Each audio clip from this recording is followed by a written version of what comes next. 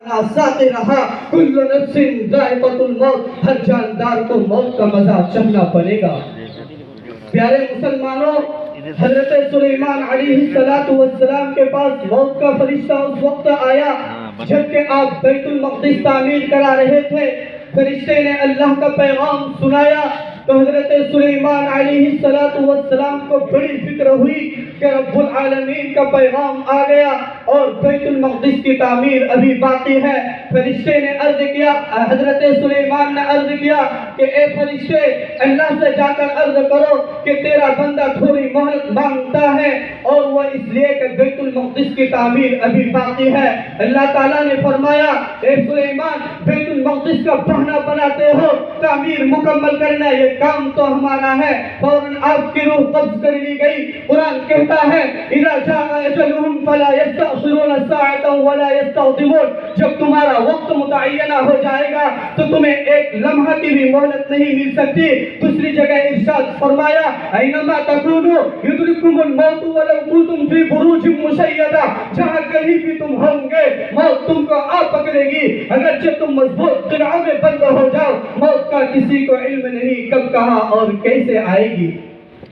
پیارے مسلمانوں، میں آپ کو حضور صلی اللہ علیہ وسلم کا فرمان سناتا ہوں، اذا اصبحت فلا تنتظر المساء واذا امسيت فلا تنتظر الصباح وعد نفسك من الاموات۔ اے انسان، جب تو صبح کر لے تو شام کا انتظار مت کر، اور جب تو شام کر لے تو صبح کا انتظار مت کر، اور تو اپنے آپ کو مردوں میں شمار کیا کر۔ عزیز ساتھیوں، ایک روز بی بی مریم علیہ السلام پہاڑ پر تھی، روزہ رکھی ہوئی تھی۔ اچانک موت کا فرشتہ آدمی کی شکل میں آیا اور کہنے لگا، اے راتوں کو جاگنے والی، دن پر روزہ رکھنے والی، تجھ پر سلامتی ہی سلامتی ہو۔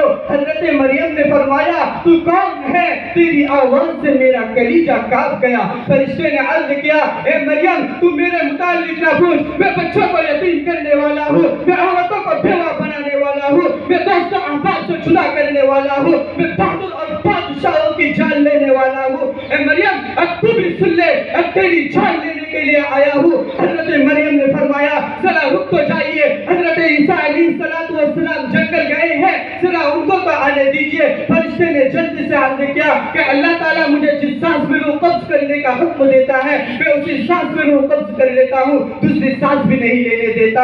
یہ کہہ کر حضرت مریم علیہ السلام کو ہمیشہ کی نیند سلا دیا۔ حضرت عیسیٰ علیہ السلام آئے، دیکھا کہ پیاری والدہ اللہ سے جا ملی، جناب باری میں عرض کیا، اے میرے آقا، اے میرے مولا، جس وقت میری والدہ کا انتقال ہوا میں یہاں موجود نہیں تھا، میری والدہ کو زندہ کر دیجئے تاکہ میں ان سے کچھ باتیں کر لوں۔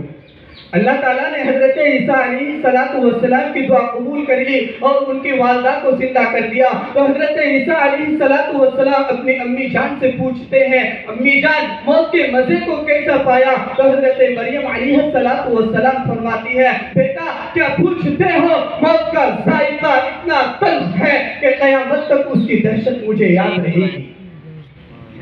سن لو، یہی وہ موت ہے جس نے کتنی اڑتی ہستیوں کو زیر خاک کر دیا۔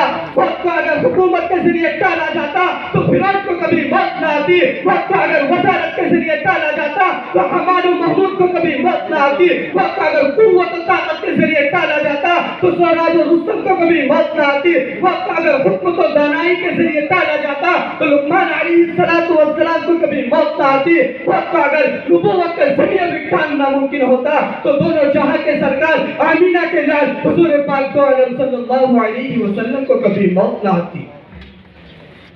پیارے مسلمانوں، حضرت فاطمہ رضی اللہ تعالی عنہ جو نبی کریم صلی اللہ علیہ وسلم کی پیاری اور لاڈلی بیٹی ہے، ان کا جنازہ رات میں اٹھایا گیا۔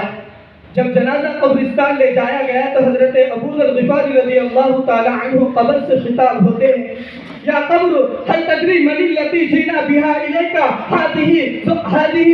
هذه بنت رسول الله صلى الله عليه وسلم، هذه زوجة علي المرتضى، هذه الحسنين، هذه فاطمة الزهراء۔ اے قبر، تجھے معلوم بھی ہے کہ آج ہم کس کے جنازہ کو لے آئے ہیں؟ یہ بیٹی ہے رسول اللہ صلی اللہ علیہ وسلم کی، یہ بیوی ہے حضرت علی رضی اللہ تعالی عنہ کی یہ ماں ہے، حضرت حسن حسین رضی اللہ تعالی عنہما کی یہ فاطمہ الزہرا ہے۔ قبر سے آواز آئی، اے ابو ذر تو ان کی شان میں گستاخی نہ کر بے، یا ابا ذر لست انا موت حسب ولا نسب، اے ابو ذر یا حسب و نسب بیان کرنے کی جگہ نہیں ہے، یہاں تو عمل صالح کام آ سکتے ہیں، یہاں تو وہی آرام پائیں گے جس کے پاس نیک اعمال ہوں گے اور جو سچے دل سے مسلمان ہوں گے۔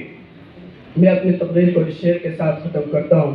یا رب تیری رحمت کا امیدوار آیا ہوں، یا رب تیری رحمت کا امیدوار آیا ہوں، وہ ڈھانپے کفن سے شرمسار آیا ہوں، یا رب چلنے نہ دیا بارے گناہ کے مجھ کو، اس لیے کندھوں پر سوار ہو کر آیا ہوں۔